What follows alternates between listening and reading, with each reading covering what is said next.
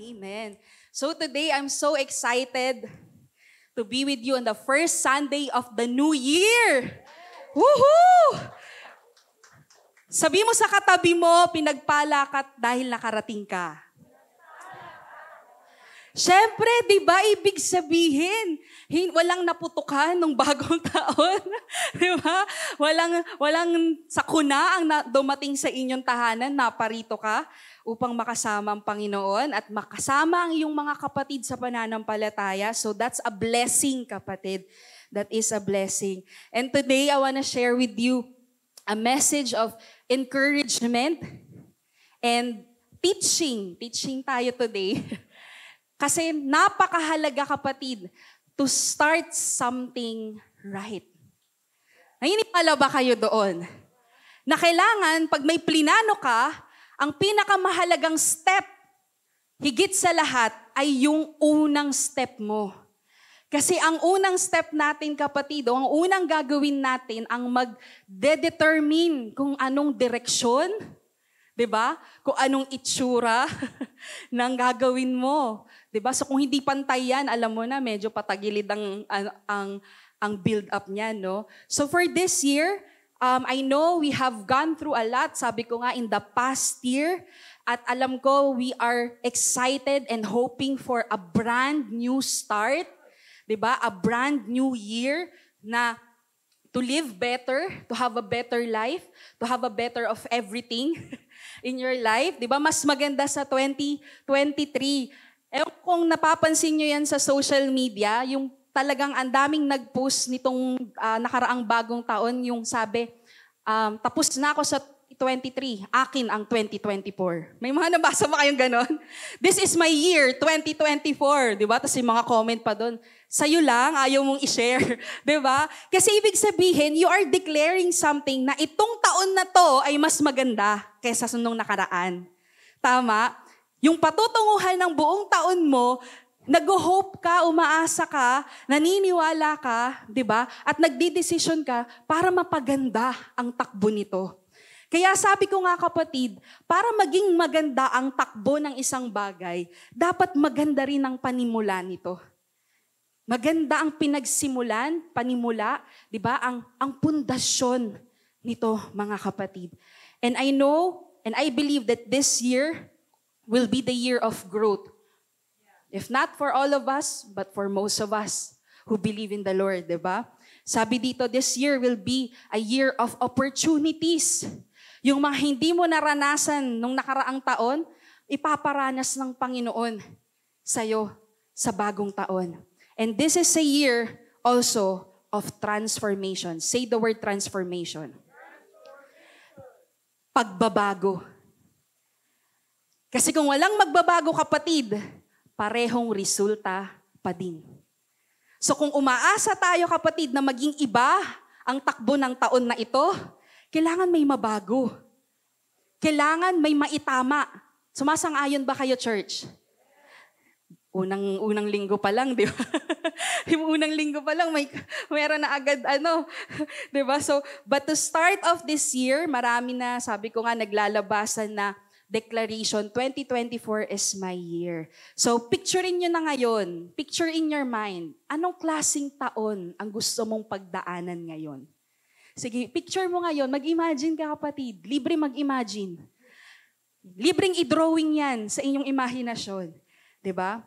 But as we step into the new year, it is important to know how we're going to start building this year.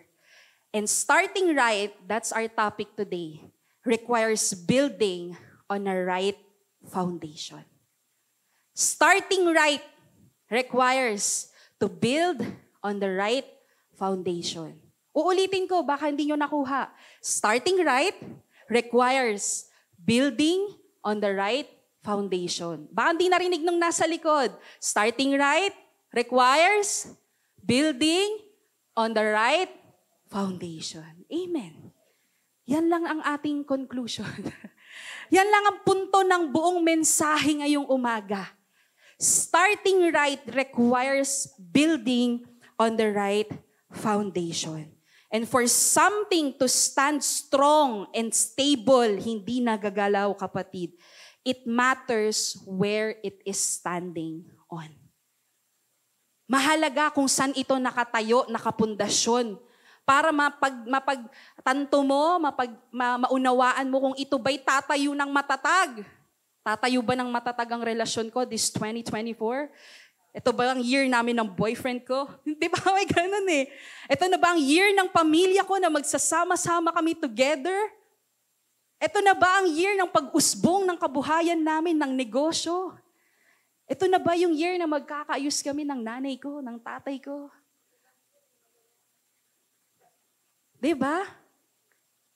But we have to ask for that to stand, where is your foundation? What is your foundation? So, we're gonna talk about the passage in Matthew 7:24 to 27. And this is one of Jesus' most important sermons. At ang pinakahuling sermon niya sa bundok, the Sermon on the Mount, yan yung huling sermon niya na itinuro sa mga tao na nakikinig at lumapit sa Kanya. And this is about building on the right foundation. Now, this parable sa Matthew 7:24-27 is about two builders. So ngayon may pagkakataon tayo para makita kung anong klaseng manggagawa tayo. Kung ano, tama ba ang ating itinatayo? Tama ba ang ating pundasyon? Tama ba ang ating direksyon?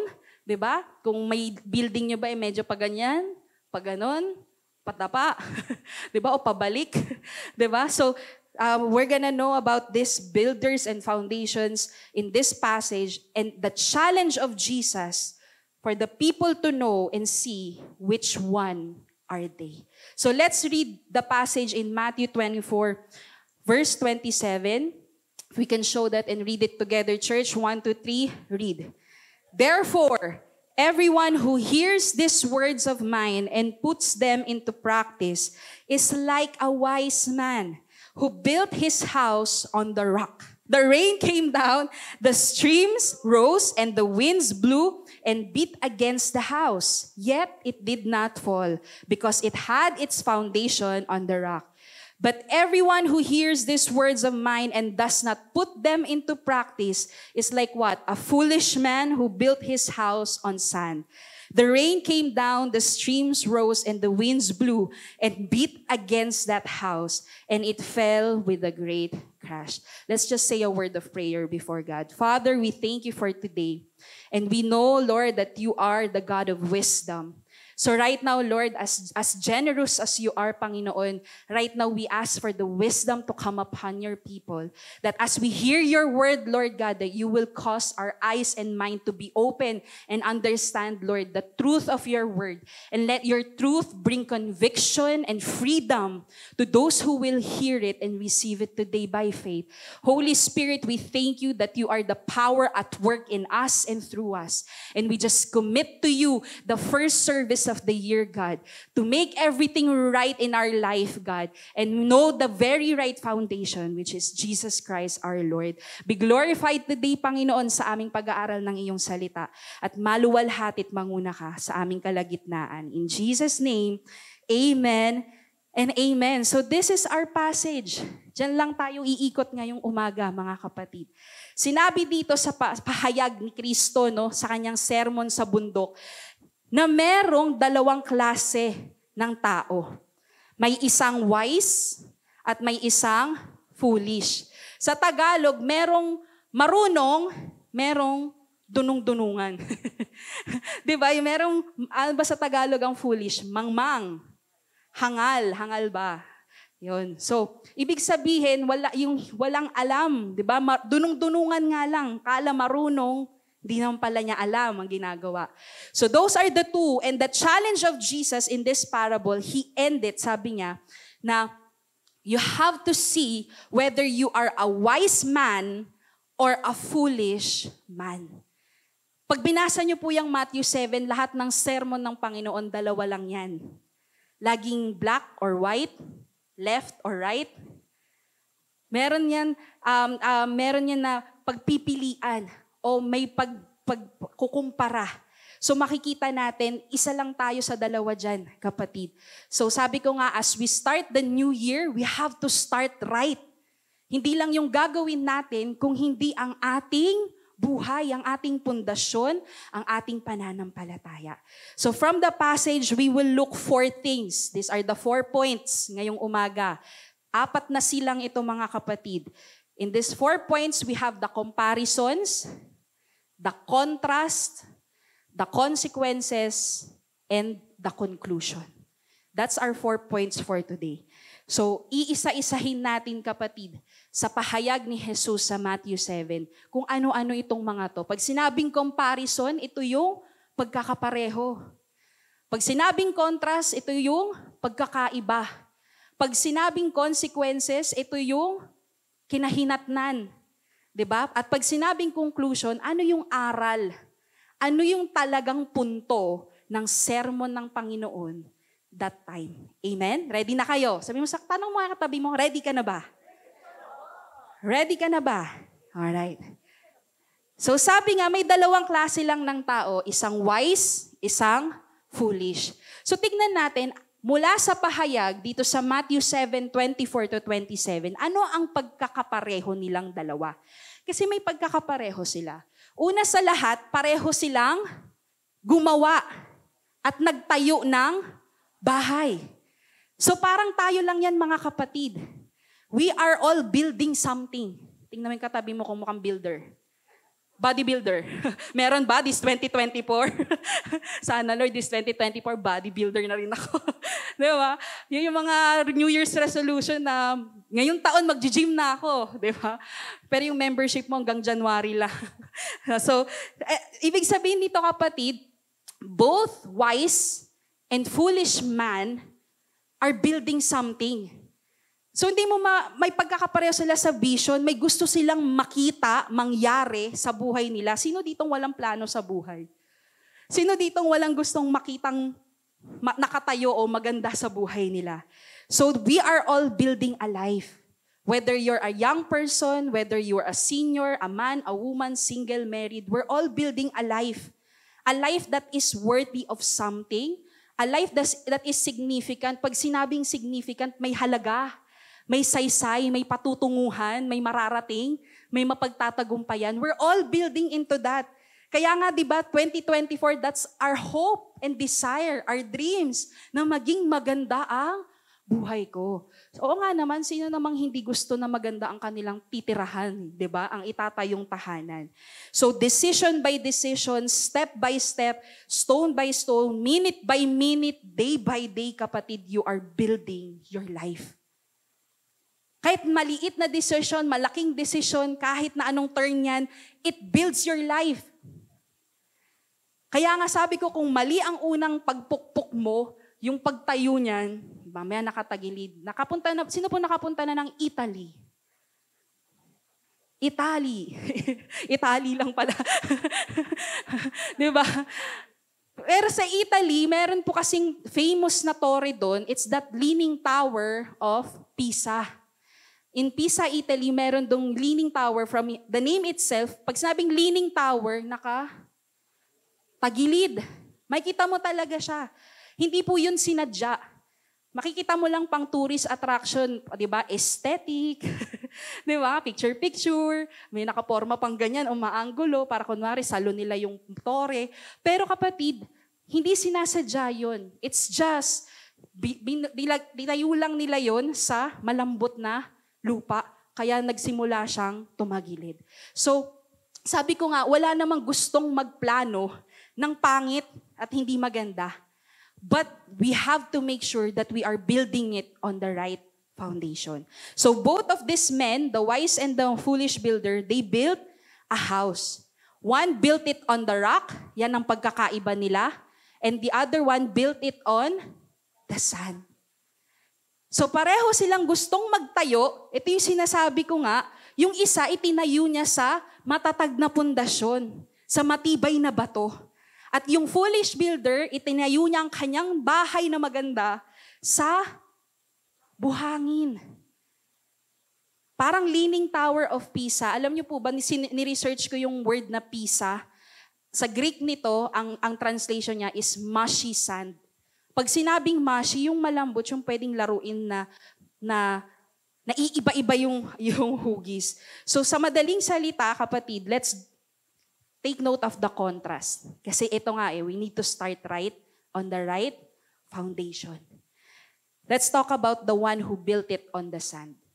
Sabi dito, the one man built his house with little preparation. Itong sand na to, kapatid, yung tinutukoy at tinuturo ng Panginoong Jesus, it symbolizes people who build it on an easy way of doing it. Ibig sabihin, di ba madaling maghukay sa sand, madaling iporma ang sand, pero pag kinalaunan, ito ay nawawash away. Di ba? Siya mahilig sa beach dito. Di ba kung ano-anong shape nilalagay mo, pero pag dumating na yung tubig, nawawala. Pero madali lang naman ulit gawin.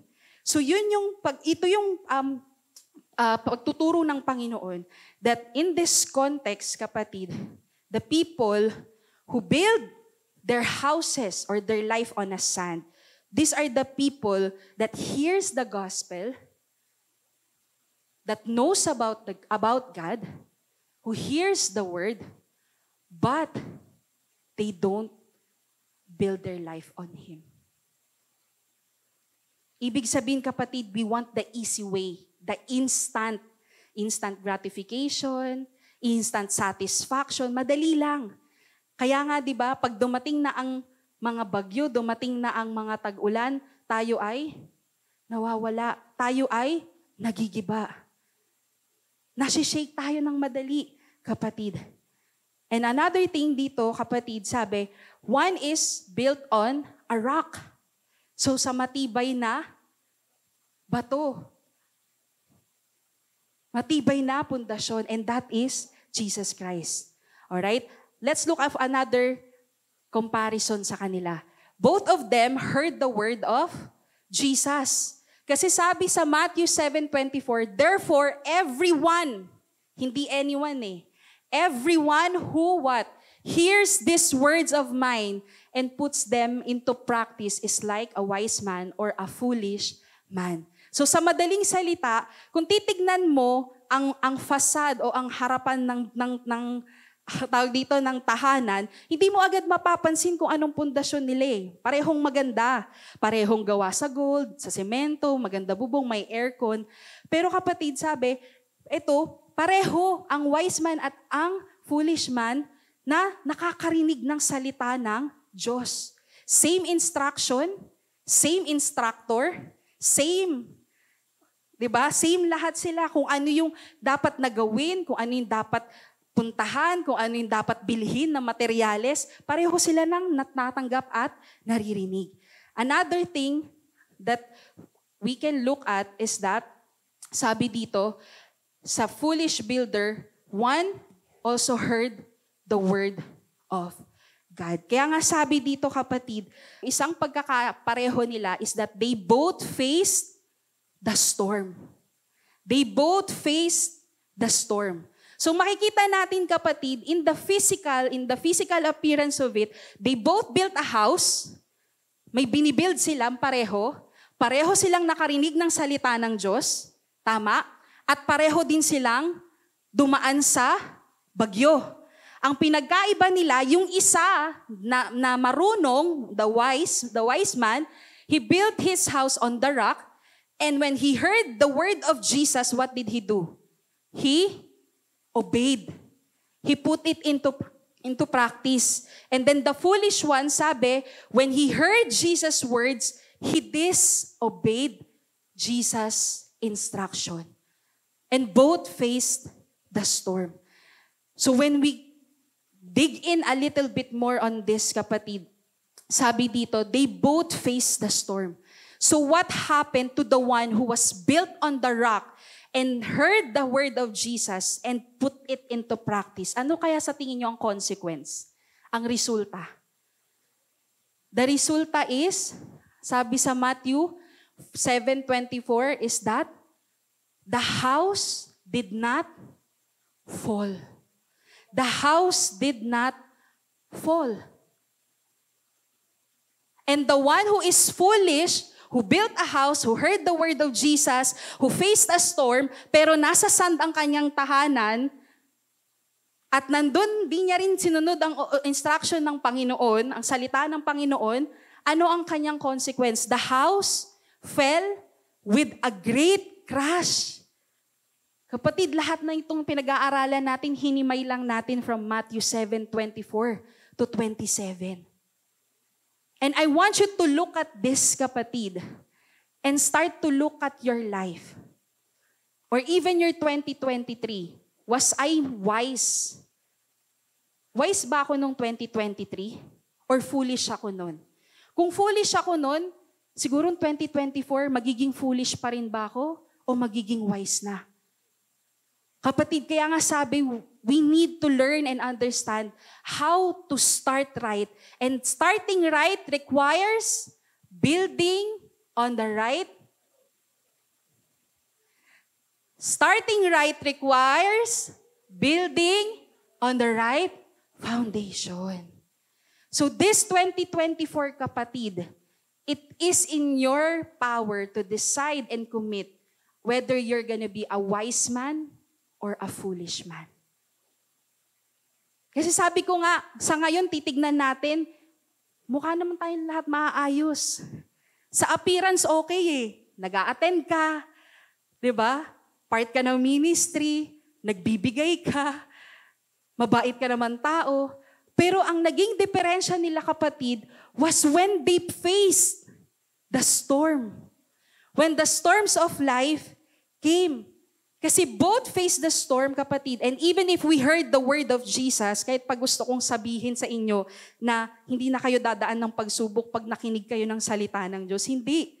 Lahat tayo, kapatid, whether you're a wise or you're a foolish builder, lahat tayo dadaan sa pagsubok. At hindi magiging iba ang 2024 natin. Ngayon pa lang, let's accept it that in the 2024, we are going to face storms of life. We are going to face storms of life. Sabi nga dito, kapatid, the storms of life is allowed by God so that makita ang tunay na pundasyon ng bawat isa. Ngayon, okay pa tayo. Hindi mo pa mapapansin kung sino yung matibay ang pundasyon dito sa ating sa atin. Magkakasama ngayon. Or maaaring, hindi mo pa masabi kung yung katabi mo, foolish builder ba yan? Malalaman lang natin ito pag tayo ay hinayaan ng Panginoon dumaan ng pagsubok. Ngayon, nasa 7th day pa lang tayo ng taon, kapatid. Meron pang 358 days left in 2024. Sa 358 days na kakaharapin pa natin sa buong taon, hindi natin alam kung ilang araw doon ay may bagyo. Alam lang natin na sa buwan ng Mayo, sa buwan ng Hulyo, sa buwan ng Agosto, may uulan. Pero hindi natin alam kung gaano katinding bagyo. And in the passage in Matthew 7, sabi, both of them, they experience a great rain. Diba? Sabi dito, the rain came down, the streams rose, nagbaha, tumaas ang tubig, at sabi, and the winds blew and beat against the house. So we have to know that in the 2024, in this new year, kapatid, the house that you're building, whatever it is in your life na tinatayo mo, pinipilit mong maging matatag, it will face storm. Mahahagupit yan ng bagyo ng buhay, kapatid. Kaya napakaganda na ang tinuturo ng ating Panginoong Jesus na makita natin nasaan tayo nakapundasyon. Tanungin mo katabi mo, sand or rock? Sand or rock? Dalawa lang yan. Kung hindi sa rock, sa sand. Kung hindi sa sand, sa rock. Walang medyo, pwede sa putik. Para may bato, meron ding malambot. Hindi. There's only two ways in the Lord. Kaya nga, kapatid, the one who built his life on the rock, when he faced the storm, the house did not fall. Kaya nga sabi sa 1 Corinthians, 1 Corinthians 3, verse 13, but on the judgment day, fire will reveal what kind of work each builder has done. The fire will show if a person work has any value. Kapatid, ang sinasabing katotohanan ng salita, hindi lang sa panandaliang buhay. Hindi lang sa ngayong buhay, matitest kung asaan ka nag-i-invest ng oras mo, ng abilidad mo. 'Di ba? Kung saan nakapundasyon ang pananampalataya mo, ang confidence mo. Kapatid, kasi pag sabi, when the storms come, when the fire comes, it will reveal what kind of work. Pag binasa mo pa yan sa chapter 3 ng 1 Corinthians, may kita mo may nasunog, may nawala, may naging abo. Meron naman yung it stood the test of fire. So kung tayo ay maglalaan na lang, 'di ba, ng panahon dito sa mundo at tayo ay magtatayo ng something, 'di ba, ayaw nating masayang yung materyales, yung perang pinagkagastosan mo sa bagay na madali lang masira. So the same thing with our life, kapatid. Our life is precious. Our life has value. So kung saan natin nilalaan ang buhay natin, kapatid, ang puso natin, ang isip natin, it will be revealed the time of the Lord. Hindi lang yan sa physical appearance. Sabi ko nga, ang physical appearance, madaling mawala yan. Pero ang hindi matatanggal dyan, yung pundasyon. So sabi nga dito pa sa 2 Timothy 3:5, ito yung mga builders na nagbibuild ng house nila sa sand. They're just looking at the appearance. Alam niyo ba yung mga sand builder, ay house builder sa sand, kapatid? Ito yung in the appearance lang sila. Okay na yan, mukha naman akong nag-pray. Nasabi ko naman, okay naman na yan, nag-attend naman na ako. Pero pag dumaan ang pagsubok, di ba, ang unang nawawala sa isang tao, ang kanilang pananampalataya. Malalaman mo kung sand, ang house builder na yan ay sa sand, kung magkakaroon niya ng mga excuses when God requires them for sacrifice. Madali silang maglaan ng excuse kung yan ay hindi nakapundasyon sa Panginoon. Madali nilang talikuran ng Panginoon, ang panawagan ng Panginoon sa kanila, ang salita ng Diyos sa kanilang buhay. Kapag dumaan sila ng apoy, dumaan sila, di ba, ng pagsubok, sabi nga, they have a form of godliness. They think it's right, it's good, it's pleasant on the outside, but they deny the power. And sabi ng salita, have nothing to do with such people. So even Jesus despised yung mga ganitong tao na nagpapakitang gilas, nagrurunong-runungan. Kala nila okay na yung ginagawa nila sa buhay nila, okay yung choices nila, okay na yung mga ini-investan nila ng oras nila, ng sarili nila, ng purity nila, ng devotion nila, ng isip nila. Kala nila okay. It looks godly, it looks right, it feels good. Pero sabi, it has no power. Alam niyo ba yung power ng Panginoon? It is the power that can transform us. It is the power that can change us. That can change your life, kapatid. Kung ayaw niyo yung nagdaang taon, we need the power of God this year to be at work in our lives. Kasi without that, sabi nga, it's nothing. Have nothing to do with it. Sabi ganun ng Panginoon. And what I want you to get from this, kapatid, is that, yung sinabi dito sa Luke 14:28-30, suppose one of you wants to build a tower. Sabi ko nga, we're all building something. Won't you first sit down and estimate the cost to see if you have enough money to complete it? For if you lay the foundation and are not able to finish it, everyone who sees it will ridicule you, saying this person began to build and wasn't able to finish. We have to understand, kapatid, that when we start building, we are to complete it. Count the cost bago mo tapusin. Kaya nga ngayong taon, if we are declaring, Jesus, I will follow you. Jesus, I build my life on you. I build my faith on you, Lord. Ang pamilya ko ay sa'yo ngayong taon, Lord. January pa lang yan. May cost pang paparating sa February, sa March, April, May, hanggang matapos ang taon. If we are not considering to keep following Jesus, naglay ka ng foundation mo ng una at pinabayaan mo, tinalikuran mo. Sabi nga, di ba katawa-tawa yun?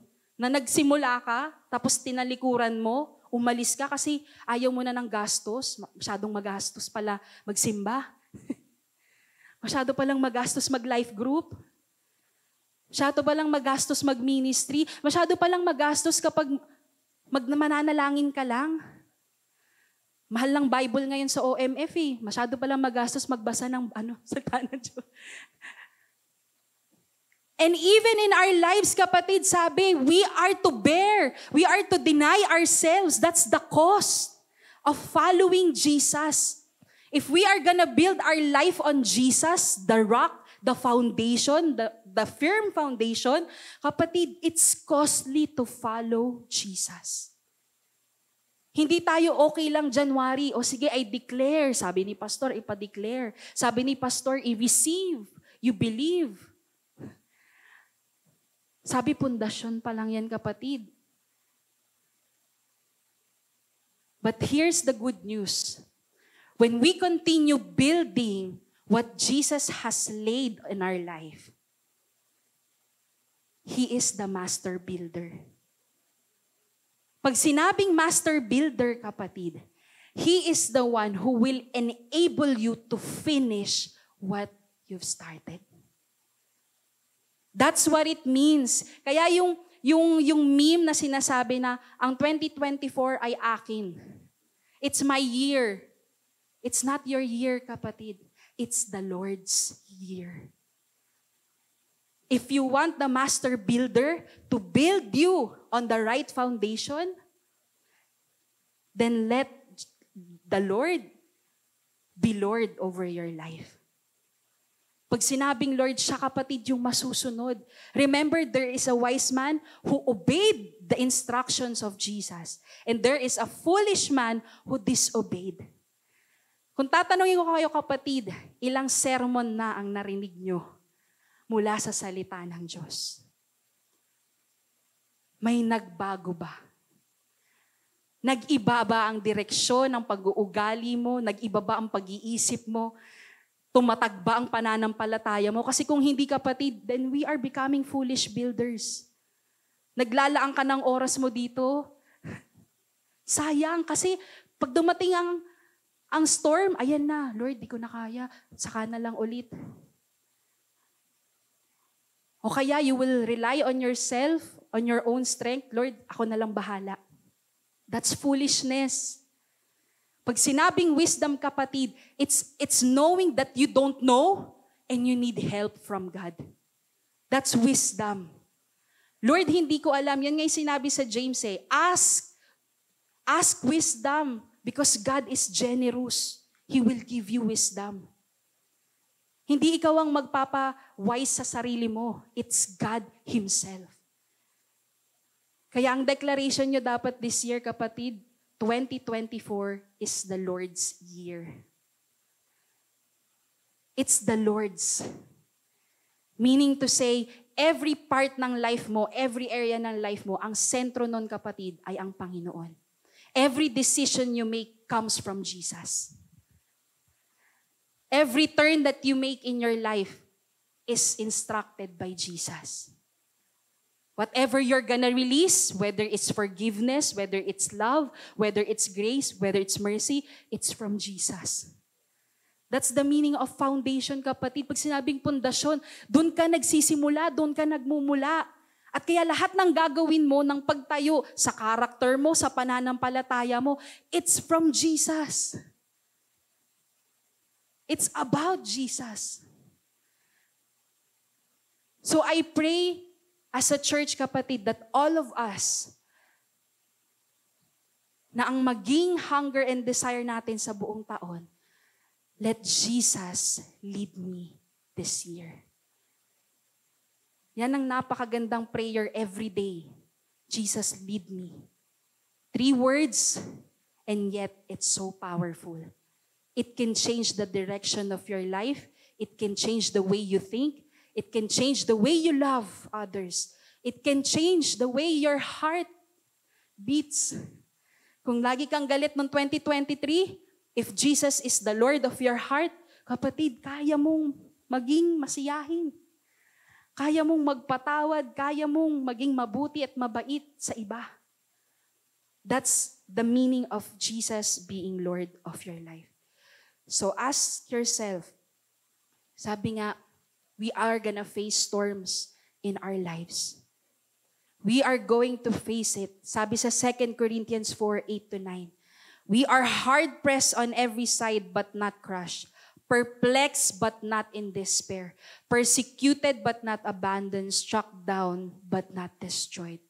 And that is a wise builder who builds his life on Jesus and obeys every word and instruction of Jesus in your life, in your relationship, in your family, in your business, in your finances, in your studies, in your workplaces, whatever it is, kapatid, even if you face opposition and challenges, sabi, mararamdaman mo lang yan on every side, but you will not be destroyed.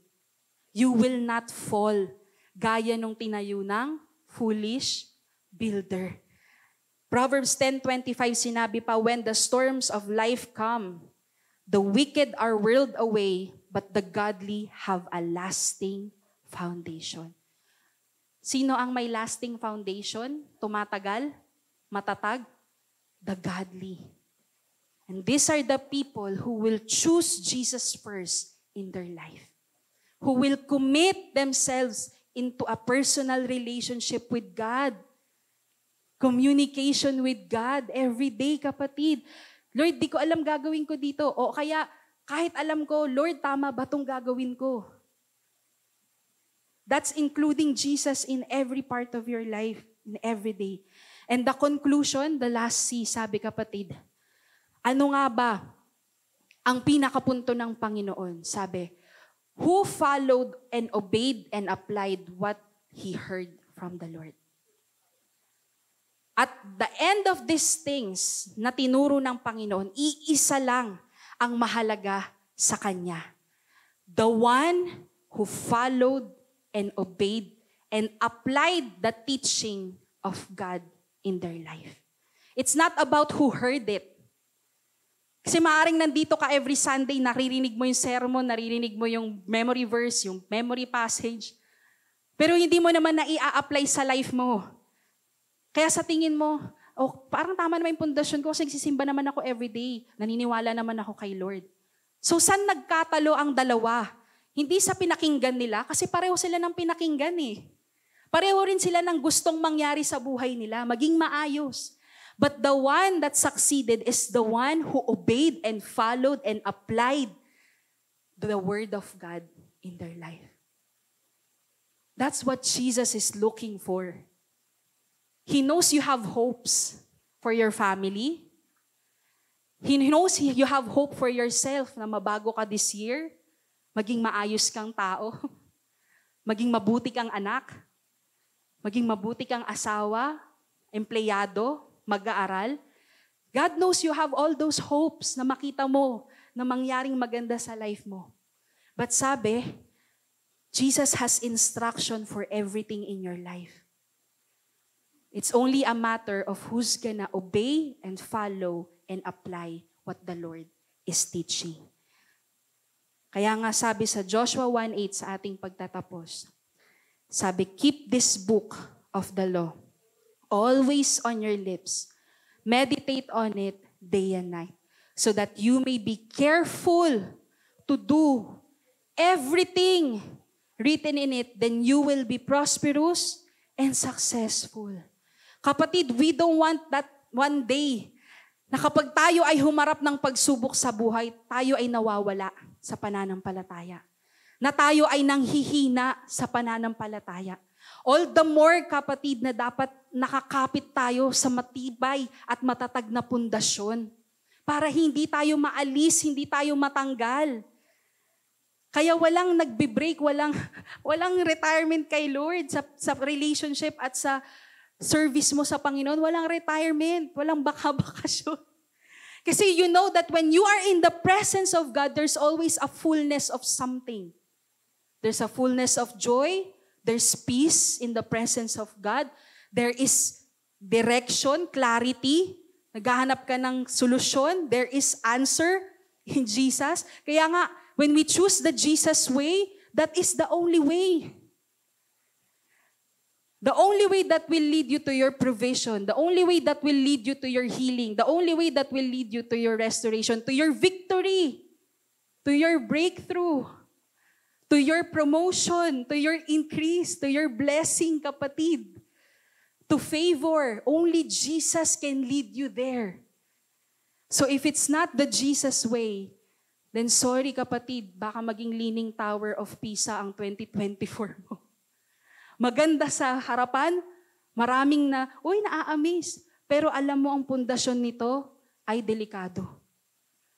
So, as we end this, mga kapatid, our words and actions have power. What we do, what we build on our lives, where we build our lives, kapatid, it will determine how we end up in our life. A man who is doing what will ruin his life tomorrow and yet expects a blissful future is planting apples and expecting oranges. Sa Tagalog, kapatid, kung ikaw ay nagtatanim ngayon, nag-e-expect ka ng magandang resulta, pero alam mo naman na hindi tama iyan, huwag kang mag-expect ng pagpapala. Kung nagtatanim ka ng apple, at nag-expect ka ng orange, kapatid, madidisappoint ka. Kaya maraming nadidisappoint sa Panginoon eh. Sabi mo, Lord eh. Diba ano? Kasi we do it on our own way. There is foundation for everything. For your health, for your financial prosperity, for your spiritual fullness, for your relationship. There is a foundation for everything. This is the time that you check if you have the right foundation. Now, when you have the right foundation, start right. Start right. Start building with God. Because we know that the man who built his house on a rock obeyed and followed the words of Jesus. After the storm was over, his house, his life, his family, his ministry, his character, his faith stood the test. Do you want that in your 2024? Na matagumpay ang lahat, prosperous and successful, masagana at matagumpay. This is hindi siya secret, this is the key. Ibinibigay na ng Panginoon sa inyo ang susi para mabuksan nyo ang dapat mabuksan sa buhay ninyo. Kasi if it's a different key, sorry to say, kahit gamitin mo ang buong lakas mo dyan, wala kang mapapala. So as we end this time, let your year be the Lord's. Be anchored in Jesus. Sabi mo sa katabi mo, be anchored in Jesus. Sabi mo sa kabila naman, let Jesus be the center of your life. At maging puno tayo ng Panginoon. Maging puno tayo ng Panginoon.